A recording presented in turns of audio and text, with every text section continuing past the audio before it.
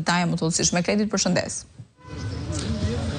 Mirëmëngjesi Eneda, atëherë gjykata e posaçme e apelit ka lënë në fuqi masën e sekuestrës në lidhje me vilën në Qerret, e cila është sekuestruar nga prokuroria e posaçme në kuadër të hetimit për kryetarin e Bashkisë së Tiranës Erion Veliajin dhe bashkëshorten e tij Ajola Xoza. Ka qenë pikërisht një ankim i vjerrës Erion Veliajit Valbona Xoza kundër këtij vendimi të prokurorisë së posaçme, por që është rrëzuar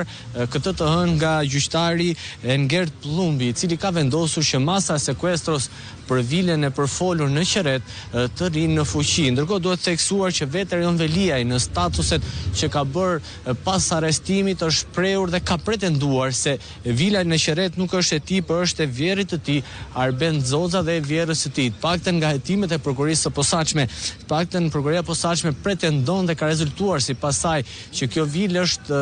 pron faktike Erion Veliaj dhe Ajola Xozës, jo vetëm për shkak të qelizave telefonike që përkojnë me vendqëndrimin e Erion Veliajit në zonën e Qerretit, por dhe me veprime të tjera si pagesa administrimit në kompleksin turistik në Qerret, por dhe mënyra dhe koha se si ka qëndruar Erion Veliaj dhe bashkëshortja e tij Ajola Xoza në këtë vilë në Qerret. Ndërkohë që Erion Veliaj së bashku me bashkëshorten e tij ka pretenduar që kjo vilë është e vjerit dhe vjerrës së tij. Sipas tij, vjeri dhe vjera e tij disa vite më parë kanë marrë një apartament në zonën e Qerretit dhe këtë apartamente kanë shkëmbyer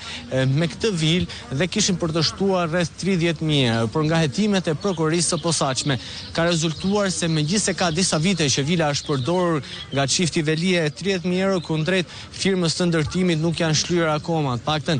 si ka rezultuar dhe nga hetimet, shkak për mosshlyerjen e 30.000 eurove sipas pronarit të firmës së ndërtimit ka qenë pikërisht se çifti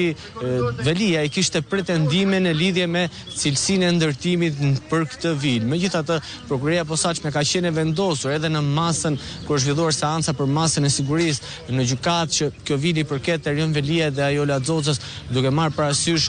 kohën e qëndrimit, tabulatet telefonike, qelizat e telefonit, por dhe gjithë pagesat e tjera që sipas prokurorisë së posaçme janë bërë nga Erion Veliaj dhe Ajola Xoza. Megjithatë, Valbona Xoza ka tentuar që të kundërshtojë këtë vendim të prokurorisë së posaçme, por sekuestri është lënë në fuqi nga gjykata e posaçme e apelit, pikërisht nga gjykatësi Engert Plumbi, i cili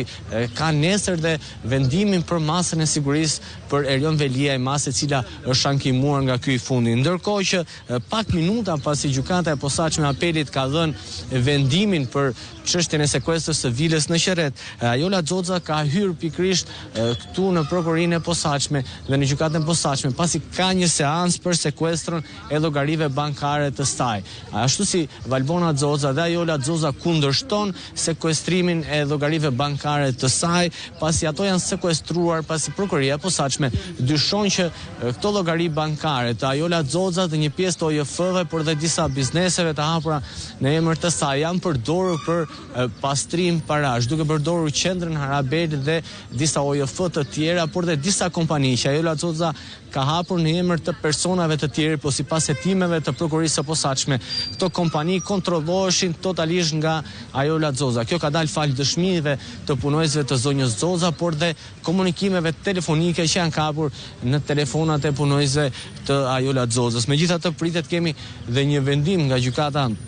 e apelit në lidhje me sekuestrimin e llogarive të bashkëshortes së kryetarit të bashkisë dhe më pas nesër është dhe masa për Erion Veliaj. Po të paktën nga hetimet e prokurorisë së posaçme ka rezultuar se Ajola Xoza ka përdorur qendrën Harabel, por dhe disa OJF të tjera duke marrë miliona euro nga Bashkia e Tiranës, por dhe nga bizneset të cilat kanë marrë përfitime nga Erion Veliaj në cilësinë e postit të kryetarit të Bashkisë së Tiranës. Por duke qenë se sipas ligjit OJF-t kanë detyrimin ligjor që të mos kenë fitime, Ajola Xoza sipas pak ka hapur disa kompani të tjera duke transferuar paratë që vinin nga OJF-t për t'i çuar në kompani të tjera fitim